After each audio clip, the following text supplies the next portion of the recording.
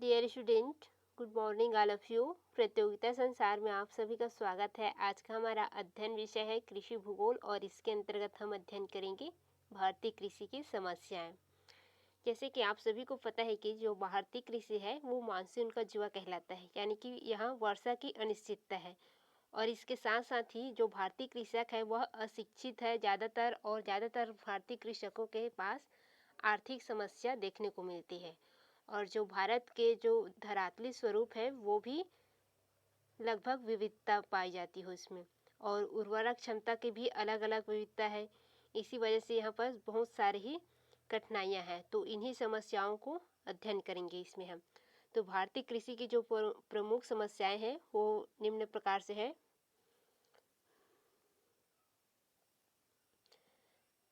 भारत एक कृषि प्रधान देश है। यहाँ की लगभग 75% जनसंख्या कृषि कार्य में लगे हुए हैं, किंतु यहाँ की कृषि की दशा अभी भी बहुत ही खराब है। जो कि पहले हम बता चुके हैं कि यहाँ जो कृषक है वो उनकी आर्थिक स्थिति अच्छी नहीं है, और उनके साथ ही उनकी जो शैक्षणिक स्थिति है वो भी उतना खास अच्छा नहीं है, क्योंकि भारत में जो ज़्यादातर किसान है वो अशिक्षित है, और जो शिक्षित भी है तो उनके आर्थिक परिस्थिति के कारण कुछ नहीं कर पाते हैं।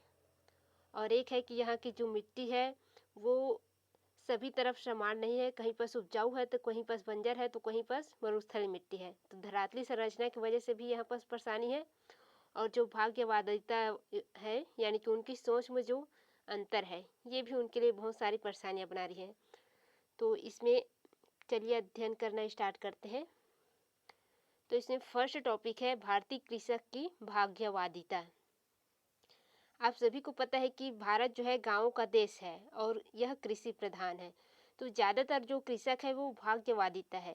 यदि एक बार उनकी फसल में कीट लग जाए और एक आध बार दवाई प्रयोग करने के बाद वो ठीक ना हो, तो वो कृषक क्या करते हैं, भगवान जितना देना रहेगा उतना दे देंगे, अब इससे ज़्यादा हम क्या कर सकते हैं, ये बोल करके उसको जैसे कि तैसा छोड़ देता है। ये भारतीय कृषक की भाग्यवादिता है। तो ये क्या करता है, उसको नुकसान करता है। उनको एक दवाई प्रयोग में न आने पर उनके लिए कुछ अगला दवाई लेना चाहिए, लेकिन कृषक ऐसा नहीं करते। तो ये उनकी भाग्यवादिता है। या वर्षा कम होती है या वर्षा ज़्यादा भी हो जाता है तो भी वैसे ही सोचते हैं, या फसल किसी और वजह से ख़राब हो जाए तो भी वैसे ही सोचते हैं कि भगवान ने जो दिया है वो तो लेगा ही, और जितना देना होगा उतना दे देगा। तो ये एक महत्वपूर्ण समस्या है। फिर सेकेंड टॉपिक है विस्तृत सिंचाई सुविधाओं का अभाव। जैसे कि आप सभी को पता है कि भारत एक मानसून का जुआ कहलाता है। जो भारतीय कृषि है वह, यहाँ पर वर्षा की अनिश्चितता है, कहीं पर अधिक वर्षा होता है तो कहीं पर कम, तो कहीं पर सूखे की समस्या देखने को मिलती है। तो यहाँ पर सिंचाई की सुविधा का स्पष्ट अभाव है। जिन क्षेत्रों में नदियाँ वगैरह है, नहर वगैरह बने हैं, उन क्षेत्रों में आसानी से सिंचाई कर लेते हैं, किंतु जिन क्षेत्रों में नदी वगैरह है लेकिन वहाँ पर नहर का विकास नहीं हुआ है, तो वो लोग भी इससे असुविधा के रूप में व्यतीत कर रहे हैं। तो ये भी क्या है, विस्तृत सिंचाई की सुविधाओं का अभाव है। ये भी एक प्रमुख समस्या है भारतीय कृषि की। फिर नेक्स्ट जो समस्या है वो है कृषि भूमि की शक्ति का ह्रास। जो कृषि भूमि है वह लगातार कृषि के कारण क्या हो रहा है, उसकी शक्ति का ह्रास हो रहा है, क्योंकि जनसंख्या वृद्धि क्या है, तीव्र गति से बढ़ रहा है। और इस तीव्र गति की जनसंख्या वृद्धि जो है, उनकी भूख यानी कि उनकी जो खाद्य समस्या है उसको समाधान करने के लिए ज़्यादातर किसान क्या कर रहे हैं, अधिक मात्रा में उत्पादन प्राप्त करने के लिए विभिन्न प्रकार के प्रयोग कर रहे हैं, जिससे क्या हो रहा है, मिट्टी की जो उर्वरा शक्ति है वो ह्रास हो रहा है, जिसके वजह से क्या हो रहा है, उत्पादन में कमी आती जा रही है। और लगातार वो लोग क्या कर रहे हैं, फसल लेने का प्रयास कर रहे हैं ज़्यादा से ज़्यादा। तो यही भी क्या है, भारतीय कृषि की शक्ति का ह्रास हो रहा है। ये भी एक समस्या है। इसके पश्चात है उर्वरा की समस्या। तो आप सभी को पता है कि भारत देश जो है इसमें धरातली विविधता बहुत ही अधिक है। कुछ क्षेत्र मैदानी है, उत्तर वाला क्षेत्र, और आपके जो पश्चिमी क्षेत्र है राजस्थान वाला वो मरुस्थली टाइप का है, और आपके महाराष्ट्र वगैरह है यहाँ भी कुछ क्षेत्र मरुस्थली है जहाँ पर सूखे की समस्या देखने को मिलती है। और आपके पूर्वी क्षेत्र है, इधर आपका पहाड़ी है उत्तर पूर्वी क्षेत्र में, तो इधर भी परेशानी होती है। और आपके दक्षिण के क्षेत्र में पठारी क्षेत्र है, मध्यवर्ती क्षेत्र वगैरह। तो ये यहाँ की जो धरातली संरचना है वो क्या है, वो एक समान नहीं है, और उर्वरा की समस्या भी बहुत अधिक हो रहा है इसके वजह से। जहाँ पर उर्वरा शक्ति कम होता है वहाँ पर क्या होता है, यहाँ पर जो उत्पादन होना चाहिए वो बहुत कम होता है। इसी कारण से ये उर्वरा की समस्या भी बहुत महत्वपूर्ण है। इसके पश्चात है कृषि पद्धति एवं उपकरण। जैसे कि आप सभी को पता है कि भारत के जो कृषक है वो ज़्यादातर शिक्षित नहीं है, और जो कुछ शिक्षित भी है तो आर्थिक समस्या के कारण कृषि की जो उपकरण है वो खरीद नहीं पाते, और जो अशिक्षित है वो परंपरागत तरीके से ही कृषि कार्य करते हैं। तो ये दो कारण भी है जो भारतीय कृषि की प्रमुख समस्याओं में आता है। तो ज़्यादातर ये समस्या ग्रामीण क्षेत्रों में देखने को मिलता है। फिर नेक्स्ट पॉइंट है कृषि भूमि का उपविभाजन एवं अपखंडन। तो आप सभी को पता है कि ये जो भारत है यहाँ पर जब कोई परिवार अलग होता है तो उसमें क्या किया जाता है, कृषि भूमि को भी विभाजन कर दिया जाता है कि इस भाई को इतना मिलेगा, इस भाई को इतना मिलेगा, इनके पास इतना रहेगा, इस प्रकार से। तो ये भी क्या है, एक बहुत ही बड़ी समस्या है, क्योंकि इससे क्या होता है, जोत का जो आकार है या कृषि भूमि का आकार है वो छोटा हो जाता है, और आधुनिक उपकरणों को या आधुनिक कृषि करने में उसमें समस्या आती है और उत्पादन भी कम होने लगता है। तो ये है। और ज़्यादातर कृषि कार्यों के लिए आने वाला जो भूमि है वो जो मेड़ बनाते हैं खेत को विभाजन करके, तो उसमें भी चला जाता है। तो ये भी एक समस्या है इसमें।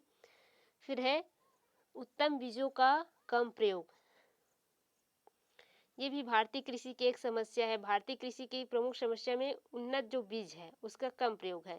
ज़्यादातर कृषक क्या है, अच्छे बीज का प्रयोग नहीं करते, उनमें उदासीनता बनी रहती है, या तो उन्हें सरकार द्वारा जो अच्छे बीज प्रदान किए जाते हैं वो प्राप्त नहीं कर पाते वो लोग, उसे प्राप्त करने में असफल रहते हैं, या कुछ कृषक अपनी आर्थिक तंगी की वजह से उसको प्राप्त नहीं कर पाते हैं। फिर है कृषि भूमि पर जनसंख्या का दबाव जो बढ़ता है उसके कारण है। तो कृषि भूमि पर जनसंख्या का बढ़ते दबाव ये किस प्रकार उसको प्रभावित कर रहे हैं, क्या है, जितनी जल्दी जनसंख्या बढ़ रहा है उतनी अधिक भूमि पर दबाव बढ़ता जा रहा है, क्योंकि जनसंख्या की वृद्धि के साथ साथ उनकी जो आवश्यकता है वो भी बढ़ है, और आवश्यकताओं की पूर्ति के लिए जो कृषि भूमि है उस पर वो लोग क्या कर रहे हैं, अधिक उत्पादन के लिए और अपने जो उद्योग वगैरह है उसको लगाने के लिए वो लोग कृषि भूमि में भी औद्योगिक क्षेत्र का निर्माण कर रहे हैं, और जो उत्पादन है उसको अधिक प्राप्त करने के लिए विभिन्न प्रकार के रसायनों का उपयोग कर रहे हैं, जिसकी वजह से क्या हो रहा है, उनको बहुत सारी परेशानियां उत्पन्न हो रही है कृषि क्षेत्र में। तो ये हो गया 8वां पॉइंट। इसके पश्चात है प्राकृतिक प्रकोप। तो प्राकृतिक प्रकोप के बारे में तो आपको पता ही है, जैसे कि आपके जो फसल है वो तैयार हो गया, उसमें बीमारी आ गए है, बीमारी आ गया या ओला बरस गया, या उसमें शीतलहर टाइप का आता है, जैसे कि शीत ब्लास्ट जिसको आप लोग बोलते हैं, जिसमें पैरा बीमारी टाइप का हो जाता है। इस प्रकार से बहुत सारी प्राकृतिक प्रकोप आता है, या कीटे लग जाते हैं, या अधिक बारिश हो जाता है जिसकी वजह से कुछ माहो वगैरह कहते हैं वो आ जाता है। तो ये प्राकृतिक प्रकोप है, ये भी भारतीय कृषि की समस्या है। फिर है विपणन व्यवस्था तथा परिवहन की असुविधा। विपणन यानी कि भारतीय जो कृषक है वो फसल के तैयार होने के बाद उसे विपणन यानी कि उसको बेचने यानी कि बाजार की व्यवस्था और उसे बाजार तक ले जाने की व्यवस्था, इसकी असुविधा के कारण भी एक समस्या है भारतीय कृषि की। जो भारतीय कृषक है वो बड़ी मात्रा में इस समस्या से जूझ रहे हैं। वो माल तो उत्पादित कर लेते हैं लेकिन मंडियों में ले जाने के लिए उनको बहुत सारी परेशानियां झेलने पड़ते हैं।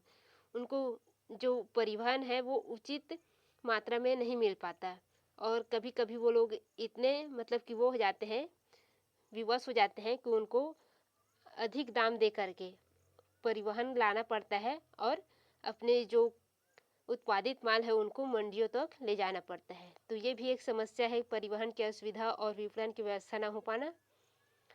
फिर है भूमि सुधार कार्यक्रमों की असफलता। जो सरकार द्वारा भूमि सुधार कार्यक्रम चलाए जा रहे हैं वो ज़्यादातर क्षेत्रों में नहीं पहुंच पाए हैं, खास करके ग्रामीण क्षेत्रों में। तो ये कार्यक्रम की जो असफलता है ये भी भारतीय कृषि की प्रमुख समस्या है। तो इस प्रकार से भारतीय कृषि की ये प्रमुख समस्याएं हैं।